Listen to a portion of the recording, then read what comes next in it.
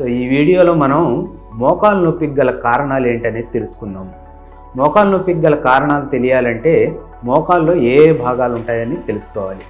ముందుగా మోకాల్లో 3 ఎముకలు ఉంటాయి. ఒకటి థై ఎముక ఫీమర్ అంటాము, రెండోది లెగ్ ఎముక టిబియా అంటాము, మూడోది చిప్ప ఎముక పటెల్లా అంటాము. ఈ 3 ఎముకలకి ఈ ఎముకల చుట్టూతా కార్టిలేజ్ అనే స్మూత్ పొర ఉంటుంది. ఈ కార్టిలేజ్ అనే పొర అరిగిపోవటాన్ని మనం మోకాలు అరుగుదల అని సాధారణ భాషలో అంటాము. అట్లాగే ఎముకకి మధ్యలో కుషన్ లాంటివి ఉంటాయి. వాటిని మెనిస్కస్ అంటాము. ఈ 2 మెనిస్కస్లు ఉంటాయి. ఇవి అర్ధచంద్రాకారంలో ఉంటాయి. ఇవి చినిగినా కూడా మనకి మోకాల్లో నొప్పి రావచ్చు. అలాగే మోకాలు స్థిరత్వానికి లిగమెంట్స్ అనేవి ఉంటాయి. లిగమెంట్స్ అనేవి ఏంటంటే ఒక ఎముకని ఇంకో ఎముకని కలిపే కండరాలు అన్నమాట. ఇవి 4 ఉంటాయి. ఇటువైపు ఉండేదాన్ని MCL అంటాము, ఇటువైపు ఉండేదాన్ని LCL అంటాము, అలాగే సెంటర్లో ఉండేదాన్ని ACL అంటాము, అలాగే వెనక వైపు ఉండేదాన్ని PCL అంటాము.